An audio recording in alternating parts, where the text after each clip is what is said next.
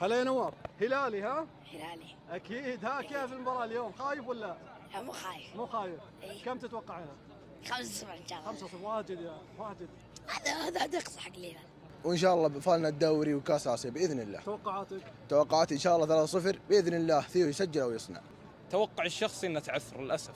تعثر. ممكن 2-2 1-1 للاسف يعني. كلنا مع الهلال اليوم وجايين نسانده، وان شاء الله فاله الفوز والتوفيق في الجوله هذه والجولات القادمه. مباراة صعبة لكم ولا؟ لا سهل ان شاء الله باذن الله.